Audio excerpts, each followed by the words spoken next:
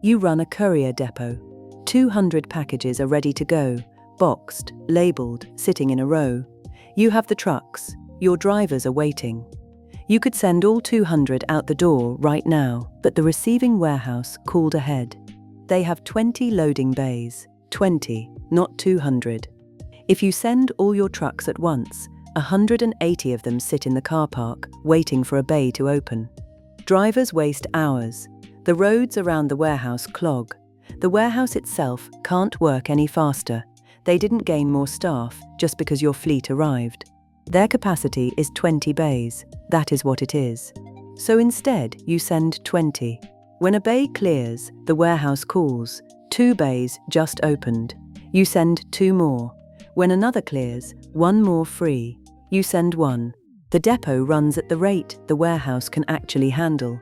Your trucks stay moving, and the warehouse is never asked to absorb more than it has room for. The discipline that makes this work is not the warehouses.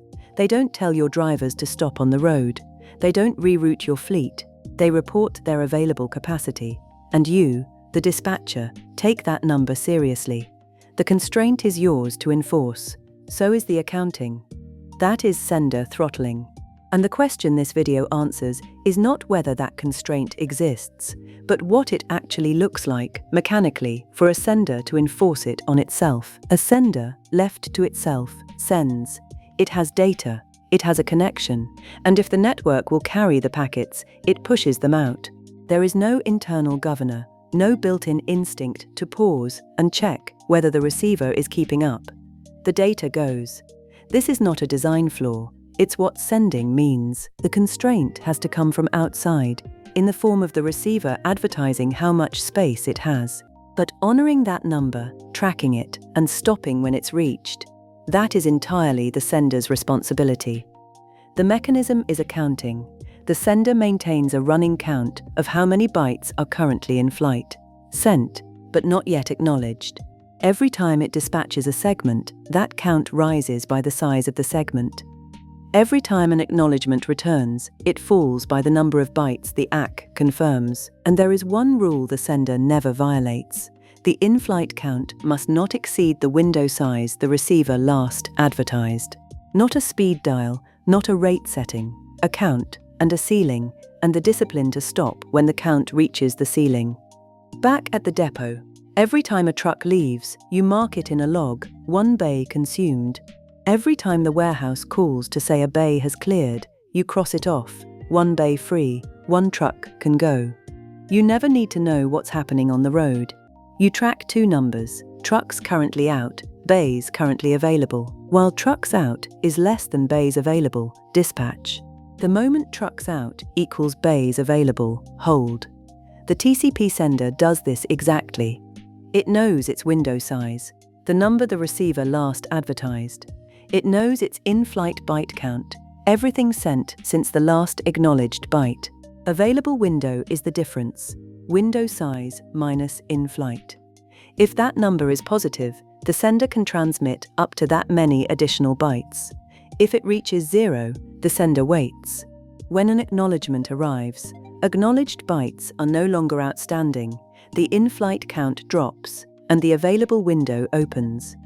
If the ACK also carries a larger window advertisement, the receiver has drained its buffer and gained space. The ceiling itself rises. More room appears. The sender calculates what it can now dispatch and sends it. The loop runs with every segment sent and every ACK received, continuously, for the duration of the connection. There is a specific moment worth examining, because it reveals something about how this mechanism operates under pressure. The sender has a queue of data ready to send. It reaches for the next segment, checks its available window, and finds 0. In-flight bytes already equals the advertised ceiling, so it stops. The segment stays in the sender's own transmit buffer, fully formed, addressed, ready.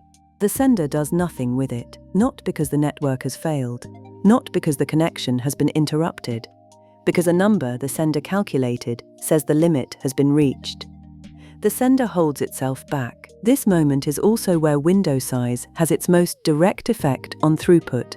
Over a connection with real latency, data crossing significant distance, the sender is sometimes stopped, not because the receiver's buffer is full, but because in-flight data hasn't been acknowledged yet.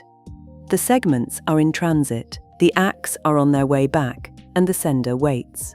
A larger window allows more data to be in flight simultaneously, which means the sender can keep sending while acknowledgements travel. A small window caps the in-flight total low, and the sender spends more time waiting.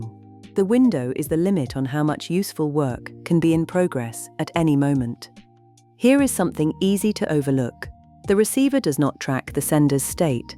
It does not know how many bytes are in flight, how many segments are queued, or whether the sender is running at full speed or sitting idle.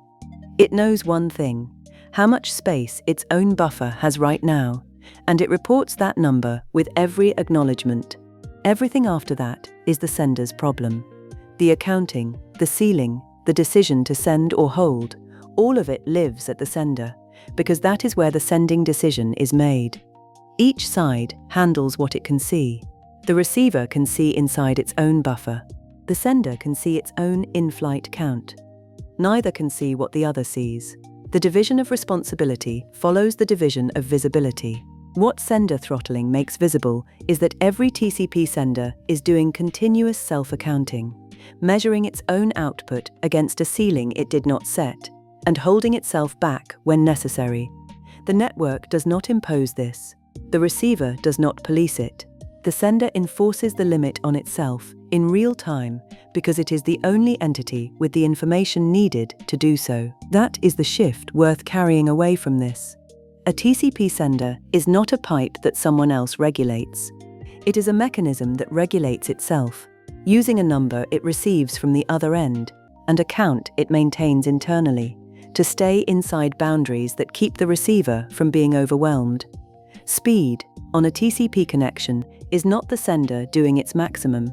It is the sender doing the maximum the receiver has said it can handle.